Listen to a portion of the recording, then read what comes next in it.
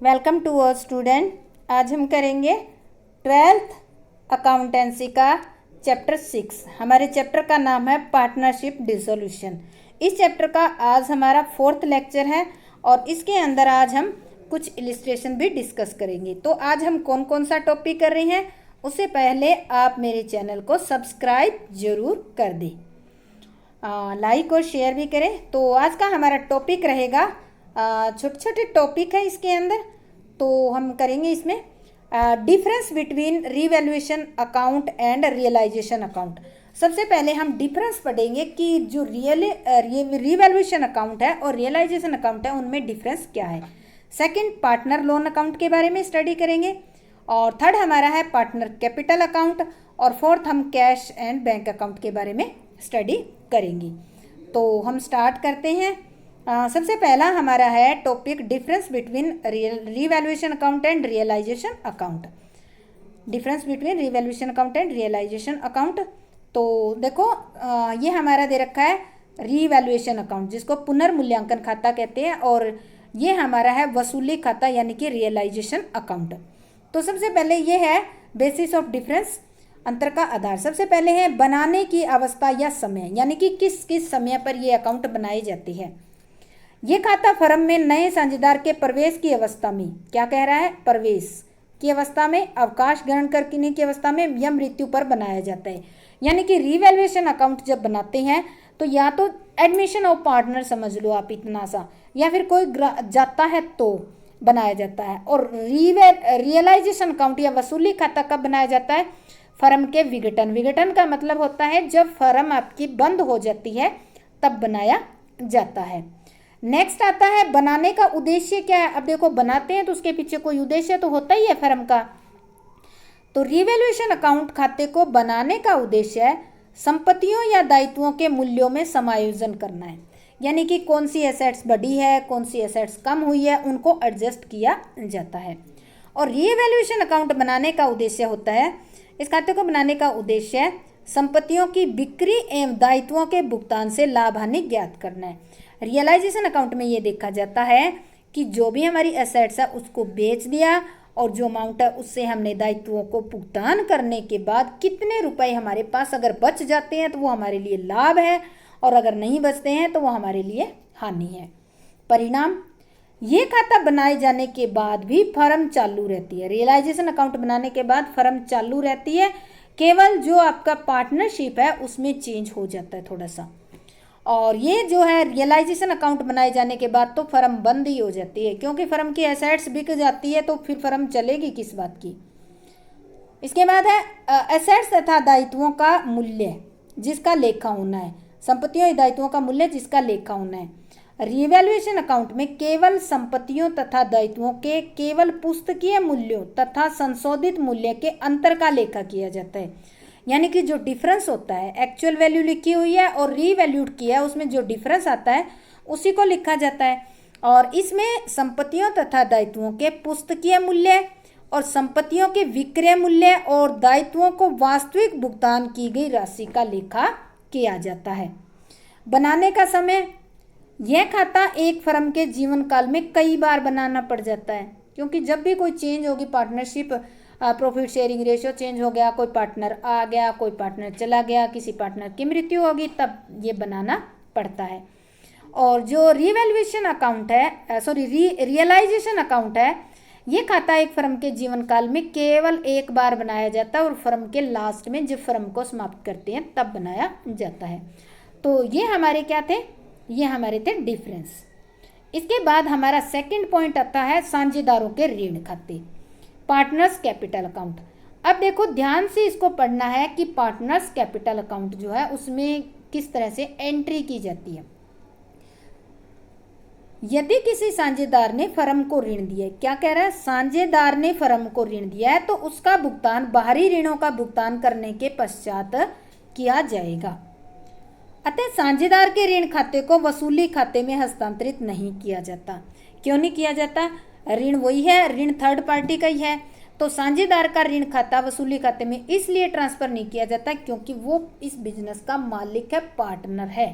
ठीक है, तो सबसे पहले थर्ड पार्टी को पे की जाती है, उसके बाद सेकंड नंबर पे पार्टनर लोन अकाउंट बनाकर इसको पे किया जाता है। तो जो भी ऋण होता है, साझेदार के ऋण जो खाता है उसको वसूली खाते में हस्तांतरित नहीं करते, बल्कि इसके लिए एक अलग खाता बनाया जाता है और ये रिंकी लिखा गया, और इस राशि को इस खाते के क्रेडिट में लिखकर निम्न प्रविष्टि की जाती है।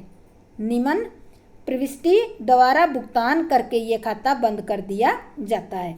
यानी कि इस अकाउंट में पार्टनर जो लोन अकाउंट है, इस खाते के क्रेडिट में पार्टनर लोन अकाउंट के क्रेडिट साइड में जो भी अमाउंट आपकी लोन की होती है वो लिख कर निम्न प्रविष्टि द्वारा भुगतान करके ये खाता बंद कर दिया जाता है। एंट्री कैसे करेंगे? एंट्री करेंगे पार्टनर लोन अकाउंट डेबिट, ये इसके सामने है, डेबिट टू कैश या bank account, payment of partner loan account. तो इस तरह से इसकी एंट्री करेंगे। पार्टनर का लोन होगा वो लोन अकाउंट में ट्रांसफर करके ये पेमेंट करने की एंट्री है, ध्यान रखना, ठीक है। पार्टनर लोन अकाउंट हमने ऐसे बना रखा है, तो यहाँ टू लिखेंगे। यहाँ क्या है? पार्टनर लोन अकाउंट है, तो यहाँ लिखेंगे टू बैंक अकाउंट। पेन नहीं चल रहा। इसके बाद नेक्स्ट हम करते हैं साझेदारों के पूंजी खाते। लोन अकाउंट के बारे में पढ़ लिया। पार्टनर कैपिटल अकाउंट, साझेदारों के पूंजी खातों में वसूली खाते का लाभ हानि, बिना बांटे लाभ, संचय, यदि कोई साझेदार ने कोई संपत्ति ली है तो उसका लेखा, और यदि कोई दायित्व लिया है तो उसका लेखा, तथा अन्य सभी जो भी लेन देन है सारे के सारे होने के बाद एक एंट्री की जाएगी। तो देखो कैपिटल अकाउंट में सेम चीज़ें वही लिखी जाएगी जो आज तक आप लिखते आए हो। आपने change in profit sharing ratio में पार्टनर कैपिटल अकाउंट बनाया है, आपने रिटायरिंग ऑफ पार्टनर में कैपिटल अकाउंट बनाया, सेम वही चीज़ लिखी जाएगी, कुछ नया इसमें नहीं लिखा जाएगा। तो उसमें क्या था, उसमें रिवैल्यूएशन अकाउंट का प्रॉफिट और लॉस लिखते थे, इसमें रियलाइजेशन अकाउंट का लिख देंगे। तो पहली कंडीशन जो है हमारी है, देखो दो कंडीशन दे रखी है इसमें, किसी साझेदार द्वारा पूंजी की कमी का रुपया लाने पर। अब इसमें बात ये आ जाती है कि अगर मान लेते हैं किसी साझेदार की पूंजी कम पड़ जाती है और किसी को पेमेंट करनी है, तो जिसकी कम है वो रुपया लाएगा, तो उसे एंट्री क्या करेंगे? Bank account debit to partner capital account, required cash brought in by the partner, जितनी कमी होगी वो पार्टनर से मंगवा लेंगे। सेकेंड है किसी साझेदार को पूंजी का भुगतान करने पर, किसी साझेदार की पूंजी एक्स्ट्रा है तो उसको पेमेंट करेंगे, partner capital account debit to cash account, excess cash paid to partner. तो इस तरह से कमी की अमाउंट को पार्टनर से मंगा लेंगे और जो एक्सेस अमाउंट होगी उसको पे कर दिया जाएगा। इसके बाद आता है फोर्थ नंबर पे हम बनाते हैं हमारा जो रोकड़ खाता है या बैंक खाता है वो बनाते हैं, कैश और बैंक अकाउंट। इस खाते के डेबिट पक्ष में प्रारंभिक शेष लिखकर सभी प्राप्त होने वाली राशि इसके डेबिट में व सभी भुगतान इसके क्रेडिट में लिख दिए जाते हैं।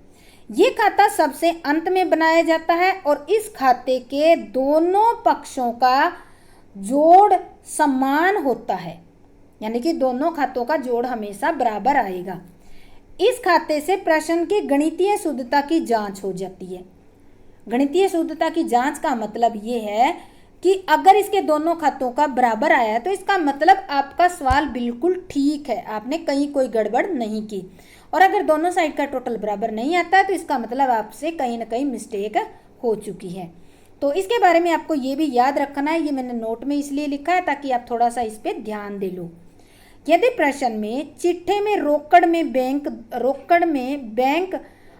और बैंक दोनों ही दिए हैं तो इनके अलग अलग खाते नहीं बनाए जाएंगे, या तो आप रोकड़ खाता बनाओगे या फिर बैंक खाते में से कोई एक खाता बनेगा।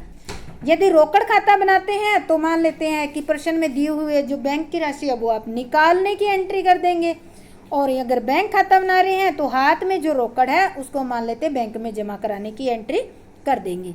तो इस तरह से आप ये अकाउंट बनाएंगे। तो अब हम करते हैं एक सम जो कि हमारा है इलिस्ट्रेशन नंबर, आज हम कर रहे हैं इलिस्ट्रेशन नंबर 4। तो देखो इसमें इसको ध्यान से रीड करना। A and B share profit in the ratio 3:2 Their balance sheet as at 31st March 2018 was as follows। तो ये देखो इसकी बैलेंस शीट दे रखी है। बैलेंस शीट में लाइबिलिटी साइड क्या है, क्रेडिटर है 20,000 और कैपिटल दे रखी है ए और बी की 150 और 90,000। एसेट साइड देखो कैश एट बैंक का 7,000, डेटर 40,000 के दे रखे हैं, प्रोविजन है 1,800, स्टॉक दे रखा है 54,800, मशीनरी 40,000 और लैंड एंड बिल्डिंग 1,20,000 दे रखे हैं। तो देखो सबसे पहले जब डिसोल्यूशन का हम चैप्टर करते हैं तो इसके अंदर जो एसेट्स दे रखी है, debtor, stock, machinery, land and building, इनको हम रियलाइजेशन अकाउंट के डेबिट साइड में इस वैल्यू पर, ये जो वैल्यू दी हुई है इस पर हम रिकॉर्ड करेंगे और जो क्रेडिटर और जो प्रोविजन है उसको हम क्रेडिट साइड में रिकॉर्ड कर लेंगे। अब इसके बाद देखो इसके आगे कुछ एडजस्टमेंट दी हुई है, उसको भी ध्यान से पढ़ना है। Partner decide to dissolve the firm on the above date, यानी कि ऊपर जो 31 मार्च दे रखी है इस पर पार्टनर ने डिसाइड कर लिया कि फर्म को डिसॉल्व करेंगे। Assets realised as follows, stock ₹45,000, stock जो है ये यहाँ दे रखी है वो वैल्यू है रियलाइज की हुई, यानी कि ऊपर दे रखा आपका स्टॉक 54,800 का। जब आपने रियलाइज मतलब एसेट्स को बेच देना होता है, तो बेची तो कितने की बिका, स्टॉक 45 का। मशीनरी 20% लेस पे बिकी है, बुक वैल्यू थी उससे 20% कम पे, 40,000 की थी तो 20% कम, यानी कि 8,000 रुपए कम में बिकी है, ठीक है। और इसके बाद है डेटर 35 के, डेटर थे 40 के और बिके कितने के हैं, यानी कि रियलाइज हुए आपके 35 के। Land and building 30% more than, यानी कि 120 की थी और अब कितने पे रियलाइज होगी, 150, 30,000 मोर देन लिखा हुआ है book value. Creditor agreed to pay 5% less, और जितने क्रेडिटर थे 20,000 रुपए वो 5% कम लेने के लिए भी राजी हो गए। Expense on of realisation of assets amounted to ₹1200, और बिजनेस के अंदर जो रियलाइजेशन एक्सपेंसेस है वो 1200 हुआ है। तो इसके बाद देखो आगे हमें बनाने prepare journal entry, give necessary account. तो एक बात आपको बता दूं कि रियलाइजेशन अकाउंट, ये जो रियलाइजेशन एक्सपेंसेस है और कोई भी थर्ड पार्टी का अगर लोन होता है, कोई थर्ड पार्टी की पेमेंट होती है, क्वेश्चन में चाहे कह रखा हो या ना कह रखा हो उसकी पेमेंट आपको करनी जरूरी है।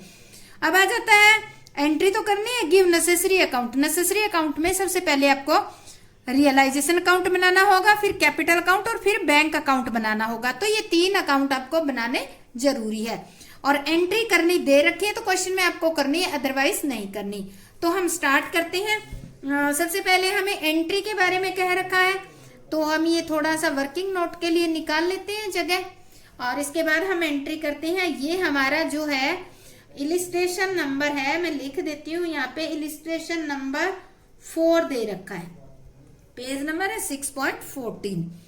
तो हम स्टार्ट करते हैं। सबसे पहले हमें क्या करना होगा, जो हमारी बैलेंस शीट के अंदर एसेट्स है उसको हमें रियलाइजेशन अकाउंट में रिकॉर्ड करना है, ठीक है। रिकॉर्ड करना है तो इसमें डेट वाइज किया जाएगा, तो हम यहाँ डेट लिखने के लिए भी कॉलम बना लेते हैं। तो कब का है, 2018 31 मार्च का, ठीक है। तो 31 मार्च का ये कर रहे हैं। तो हमारी जो रियलाइजेशन होता है वो इसके रियलाइजेशन अकाउंट के डेबिट में सारी एसेट्स रिकॉर्ड होगी। तो हम एंट्री करेंगे realisation account debit to, debtor कितने के हैं आपके बैलेंस शीट में, डेटर दे रखे हैं 40,000 के, टू डेटर्स अकाउंट। अब प्रोविजन लेस करके नहीं दिखाना है, जब रिकॉर्ड करोगे तो पूरे दिखाने हैं आपको, ठीक है, 40,000। फिर दे रखा स्टॉक, जो बैलेंस शीट में अमाउंट है वो दिखा रही हूं मैं, टू स्टॉक अकाउंट 54,800, और टू मशीनरी अकाउंट, मशीनरी आपकी है 40,000 की, लिख दिया। इसके बाद to land and building account, ये आपकी है 1,20,000 की। तो बैलेंस शीट में टोटल कितनी होगी, ये 2,54,800 की ये एसेट्स होगी। आप ये लिखोगे ऑल एसेट्स ठीक है, except cash, transfer to capital account नहीं, रियलाइजेशन अकाउंट। तो हमने क्या किया, एक्सेप्ट कैश के अलावा जो भी एसेट्स थी उसको हमने रियलाइजेशन अकाउंट में ट्रांसफर कर दिया है। इसके बाद हम लायबिलिटी साइड में भी रियलाइजेशन के क्रेडिट में क्या क्या करेंगे, ट्रांसफर क्रेडिटर।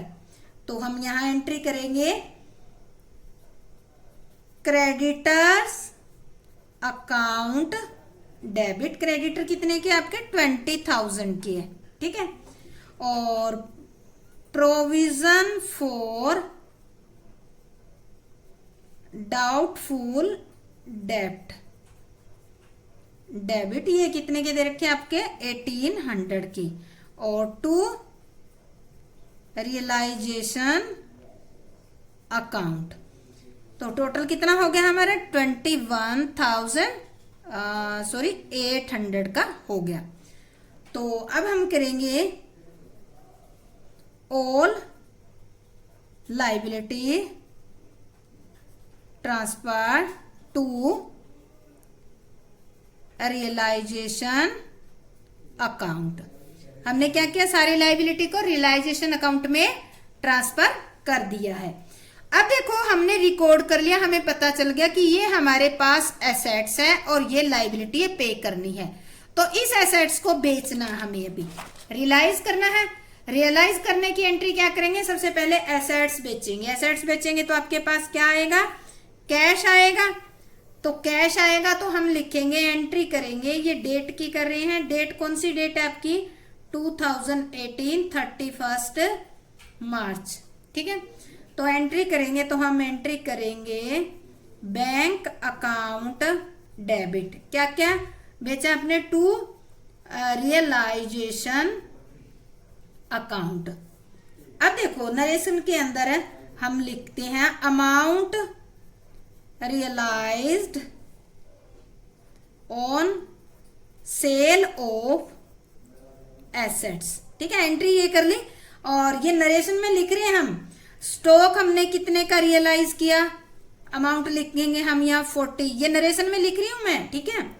या फिर आप रफ में कर लो। मशीनरी कितने की हमने 32,000 की सेल की। और डेटर कितने के किए, डेटर आपने किए 35 के रियलाइज, जो नीचे लिखा हुआ ना रियलाइज। लैंड एंड बिल्डिंग आपकी 30% मोर थी तो 1,50,000। टोटल आपने कितने की एसेट्स रियलाइज कर दी, 2,62,000 की, ठीक है। तो अब ये लिखेंगे हमने एसेट्स कर दी 2,62,000 की बेच दी है। ये पोर्शन जो मैंने यहाँ लिखा ना, ये वाला पोर्शन, ये पोर्शन आप रफ में भी लिख सकते हो, ठीक है। तो ये हमारी होगी assets. Amount realise on sale of assets, तो वो एसेट्स कौन कौन सी थी, स्टॉक, मशीनरी, डेब्ट और लायबिलिटी, इनको रियलाइज कर दिया है। तो ये एंट्री होगी। अब आपके पास क्या होगा, जो एसेट्स थी वो आपकी बिक गई है और आपके पास पैसे आ गई है। अब आप पेमेंट करोगे, पेमेंट क्या क्या चीज करोगे आप देखो, वो लिखेंगे हम। तो पेमेंट हम करेंगे realisation account debit to bank. To bank में हमने क्या पेड किया है, सबसे पहले आप डेटर दे रहे हो 19,000 पे। डेटर ये हम लिखेंगे क्योंकि डेटर नहीं, creditor. Creditor paid at a discount of 5%। 5% discount पे आपने क्या किया, क्रेडिटर पे कर दिए। अब देखो क्वेश्चन में आपका एक रियलाइजेशन अकाउंट आया था तो वो भी हम पे कर देते हैं। Realisation account debit to bank account. कितना था रियलाइजेशन अकाउंट आपका, 1200 रुपए था, तो हम 1200 रुपए भी पे कर देंगे। लिखेंगे रियलाइजेशन एक्सपेंसेस पेड, ठीक है। तो ये हमारा हो जाएगा सारा खर्चा। अभी हमें बनाना होगा रियलाइजेशन अकाउंट और उसके बाद दो एंट्री और करनी है।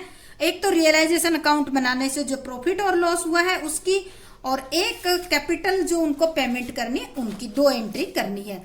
तो रियलाइजेशन अकाउंट का प्रॉफिट और लॉस हुआ है वो निकालने के लिए हम क्या करेंगे, रियलाइजेशन अकाउंट बना लेते हैं। ठीक है, तो हम बना लेते हैं रियलाइजेशन अकाउंट। तो ये हमारा रियलाइजेशन अकाउंट का परफॉर्मा रेडी हो गया है। तब तक आप मेरे चैनल को सब्सक्राइब कर दें। तो ये हमारा हो गया रेडी रियलाइजेशन अकाउंट।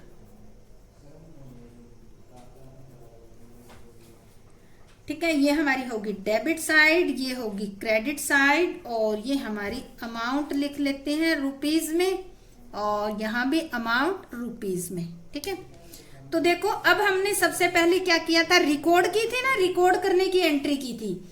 तो हमने क्या क्या रिकॉर्ड किया था, सबसे पहले हम डेबिट साइड में करेंगे डेटर, टू डेटर हमने किया था। डेटर कितने के थे, 40,000 के, और टू स्टॉक, ये बैलेंस शीट वाली आइटम है, एज इट इज लिखेंगे। स्टॉक था 54,800, और to machinery account, sorry account नहीं लिखा, अकाउंट सबके आगे अकाउंट लिखना जरूरी है। टू मशीनरी अकाउंट 40,000, और टू आपका हो गया लैंड एंड बिल्डिंग अकाउंट।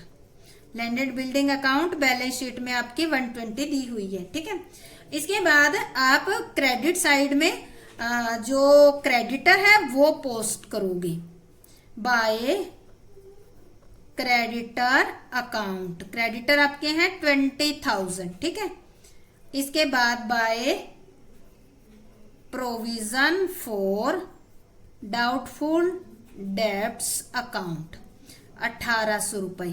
तो ये हमने वो आइटम रिकॉर्ड कर ली जो हमारी बैलेंस शीट के अंदर थी। ठीक है, ये बैलेंस शीट वाली आइटम, एसेट्स तो हमने यहाँ डेबिट साइड रिकॉर्ड कर ली और लाइबिलिटी हमने क्रेडिट साइड रिकॉर्ड कर ली। अब आप पहले एसेट्स को बेचोगे, रियलाइज करोगे, रियलाइज इस साइड होगी और इनकी पेमेंट डेबिट साइड होगी। तो हम करते हैं, सबसे पहले हम क्या करते हैं, एसेट्स को रियलाइज करते हैं। एसेट्स को रियलाइज कैसे किया गया है वो आपके क्वेश्चन में दिया गया है। कितने कितने रुपए में रियलाइजेशन हुआ है वो सब लिखा हुआ है। तो हमारी एसेट्स बाय बैंक अकाउंट, हमने एंट्री करी तब पूरी डिटेल लिखी थी ना, तो यहां केवल हम लिख देंगे ओनली एसेट्स रियलाइज। हमने एंट्री के अंदर लिखा था डिटेल में कि कौन कौन सी एसेट्स थी और कितने लाख की एसेट्स रियलाइज हुई थी आपकी, 2,62,000। यानी कि ये सारी एसेट्स आपकी 2,62,000 में रियलाइज होगी। अब आप डेबिट साइड, ये जो दो एक ही पेमेंट है, सॉरी प्रोविजन तो पे किया ही नहीं जाता, इसकी पेमेंट करोगे और एक्सपेंसेस जो दे रखे हैं रियलाइजेशन के वो पे करोगे। तो एंट्री करेंगे टू बैंक अकाउंट, कितने हैं हमारे, ये 20,000 है, इनको 5% लेस पे, तो 5% 20,000 का 1,000 हो जाएगा, लेस करेंगे तो 19,000 हो जाएंगे। और टू जो है हम करेंगे टू बैंक अकाउंट, यहां पर लिख दो इसके ब्रैकेट में, क्रेडिटर इजी रहेगा, और to realisation expenses, realisation expenses 1,200 थे जो कि हमने पे कर दिए। अब हम क्या करेंगे, इसका टोटल करेंगे। इसका टोटल किया तो क्रेडिट साइड का टोटल आता है इसका 2,83,800 आता है। ठीक है, ये हमारा क्रेडिट साइड का टोटल आ गया। इसमें से अगर ये साइड लेस कर देते हैं डेबिट साइड, तो जो भी बैलेंस बचेगा, क्रेडिट ज्यादा होगी तो वो आपको प्रॉफिट होगा, और वो प्रॉफिट हम कहाँ ट्रांसफर करेंगे, to profit on realisation account. किस में करेंगे, पार्टनर में। ठीक है, या ये लिख सकते हो transfer to A's capital account, दो पार्टनर है ना, और 20 capital account.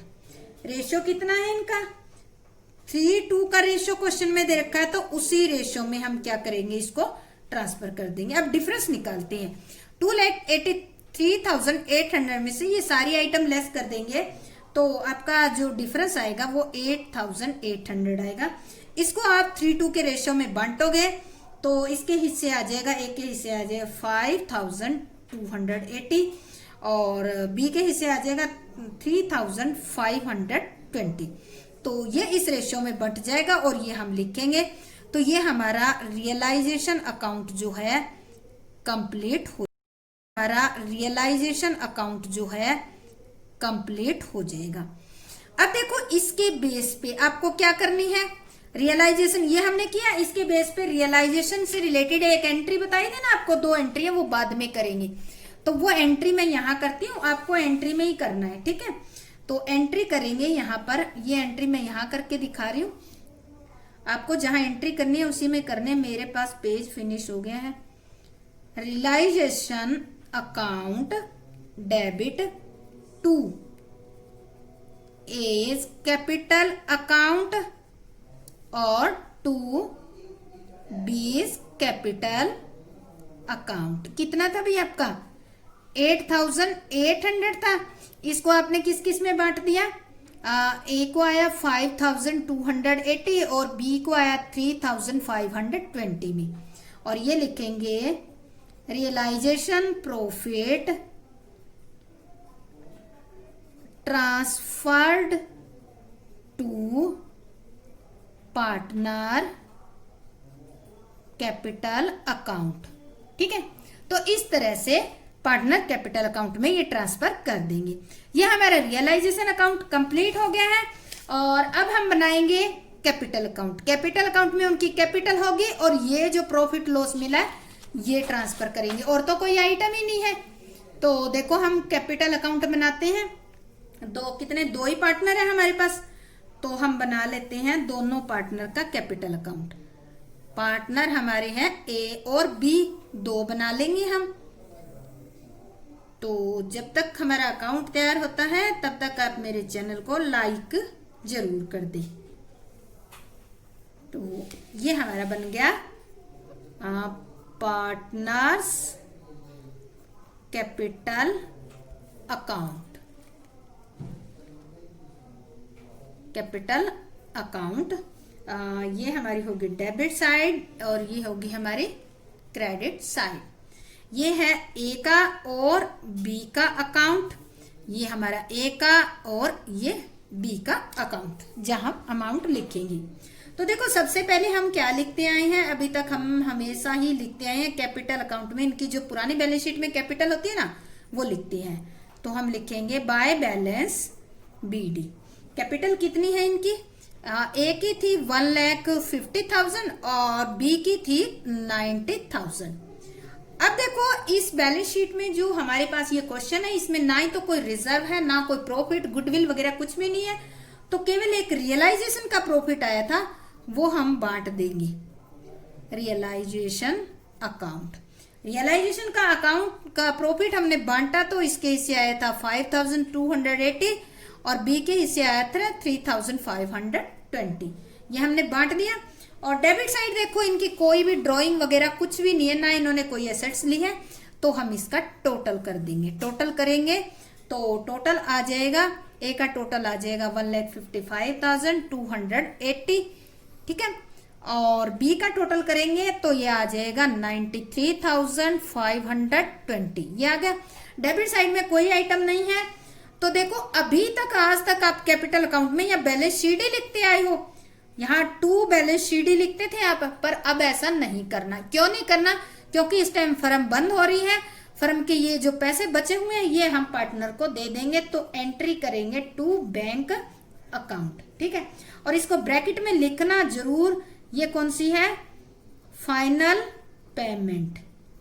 Final payment as it is जितनी भी पेमेंट उनकी है वो पेमेंट हम लिख देंगे 93,520। और ये हमारा अकाउंट जो है कैपिटल अकाउंट अब कंप्लीट हो गया है। तो इस तरह से ये हमारा कैपिटल अकाउंट बन जाएगा। आपको बताया था कि एक एंट्री और करनी है आपको, तो वो एंट्री हम कौन सी करेंगे, इनको जो पेमेंट की है ना कैपिटल उसकी एंट्री करेंगे। वो एंट्री कैसे करेंगे, हम एंट्री करेंगे A's capital account debit, B's capital account debit, और टू हम क्या करेंगे, यहाँ बैंक अकाउंट किया ना, टू बैंक अकाउंट।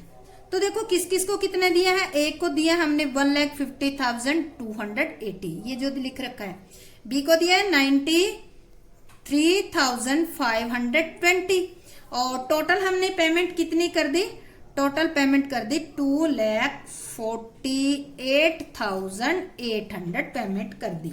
नरेशन लिखोगे यहाँ पे, final payment made to partner, आपने क्या कर दिया, फाइनल पेमेंट कर दी है पार्टनर को। तो इस तरह से आप अपनी एंट्री कर लोगे। ये हमारा कैपिटल अकाउंट हो गया। देखो डिसोल्यूशन में कैपिटल अकाउंट में क्या करते हैं, यहाँ बैलेंस शीट ही नहीं निकालते, यहाँ पर जो भी पेमेंट होती है वो हम पेमेंट कर देते हैं। और अगर मान लेते हैं एक पार्टनर है ए, इसका क्रेडिट साइड कम है और डेबिट साइड ज्यादा है, तो इस पार्टनर से मंगा भी सकती है, ठीक है, लॉस होगी, या फिर इसकी लॉस ट्रांसफर कर देंगे, हम लॉस ट्रांसफर कर देंगे, जो आपकी उसे मंगवा लेंगे, ठीक है। तो ये हमारा हो गया कैपिटल अकाउंट। अब देखो लास्ट में आपको हिसाब किताब करना है, उसके लिए बैंक अकाउंट बनाना पड़ेगा। तो बैंक अकाउंट आपको पता ही है कैसे बनाया जाता है, बड़ा इजी है बनाना। कैश अकाउंट जो बनाया था आपने सेम वैसे ही है। इसमें क्या किया जाता है, जितनी भी रिसीप्ट होती है वो सारी की सारी कहाँ लिख ली जाती है, डेबिट साइड, और जितनी भी पेमेंट होती है वो सारी की सारी कहाँ लिख दी जाती है, क्रेडिट साइड। बैंक अकाउंट, तो यहां हम अमाउंट लिखेंगे और यहां भी अमाउंट, और यहां पे हम लिखेंगे पेमेंट और यहाँ पे रिसीप्ट्स, ठीक है, डेबिट साइड।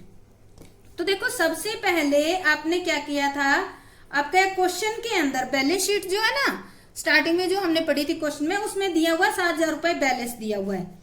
तो लिखेंगे टू बैलेंस बीडी 7,000 रुपए। अगर इसका क्रेडिट साइड का होता ना, ओवरड्राफ्ट होता, तो हम क्रेडिट साइड लिख देते, ये ध्यान रखना। अगर हमारे वहां एसेट साइड में कैश दे रखा है तो हम यहां लिख देंगे बैंक अकाउंट के डेबिट साइड में टू बैलेंस बीडी।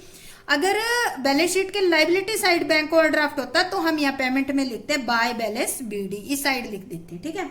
इसके बाद आपने एसेट्स रियलाइज की थी, रियलाइज्ड ब्रैकेट में लिख देते हैं एसेट्स रियलाइज्ड, ठीक है। रियलाइजेशन कर सकते हो आप, रियलाइजेशन अकाउंट कितने की थी, 2,62,000 की आपने पूरी एसेट्स रियलाइज की थी। अब आपके पास इतने रुपए थे पॉकेट में, कितने थे, अब इसका हिसाब किताब करते हैं। टोटल 2,69,000 रुपए, ठीक है। इसे आपको पेमेंट करनी है। सबसे पहले आपने पेमेंट क्या की थी, क्रेडिटर को पे किया था बाय रियलाइजेशन अकाउंट, यहां लिख लेना है ताकि आपको याद हो जाए। क्रेडिटर पेड कितने के किए थे, 19,000 को, ठीक है, 19,000 पे किए थे। इसके बाद आपने रियलाइजेशन एक्सपेंसेस किया था, रियलाइजेशन अकाउंट, यहां लिखोगे रियलाइजेशन एक्सपेंसेस। पे किया आपने कितने के, 1,200 के आपने किए। इसके बाद देखो आपने कैपिटल पे की थी ना, बाय एज कैपिटल अकाउंट, ए को कितनी की थी, 1,55,280, और बाय बीज कैपिटल अकाउंट, बी को कितनी की थी, 93,520। तो इसका टोटल करेंगे तो ये टोटल जो है क्रेडिट साइड का टोटल भी बराबर आ रहा हमारा। इस चैप्टर के अंदर अगर आपका बैंक अकाउंट का डेबिट और क्रेडिट दोनों साइड बराबर आ जाए, इट मीन्स आपका सवाल बिल्कुल ठीक निकला है, कोई भी उसमें गलती नहीं है। तो इसे आपका क्रॉस चेक भी हो जाता है, आपको थोड़ी सी तसल्ली हो जाएगी कि हाँ हमारा सवाल ठीक हो गया। तो बैंक अकाउंट से आपका सवाल बिल्कुल ठीक का और गलत का पता चल जाएगा। तो ये हमारा आज का हमने एक छोटा सा टॉपिक और एक इलिस्ट्रेशन लेकर इसको डिसोल्यूशन ऑफ पार्टनर को समझने की कोशिश की थी। अगर आपको मेरा ये लेक्चर अच्छा लगा है तो आपका बहुत बहुत धन्यवाद। लाइक, शेयर और सब्सक्राइब ज़्यादा से ज़्यादा खुद भी करना और दूसरों से करवाना, ताकि मैं आपको पूरा सिलेबस घर बैठे ही अच्छे ढंग से प्रोवाइड कर सकूं। तो इसलिए आपका बहुत बहुत धन्यवाद दोबारा से। जय हिंद।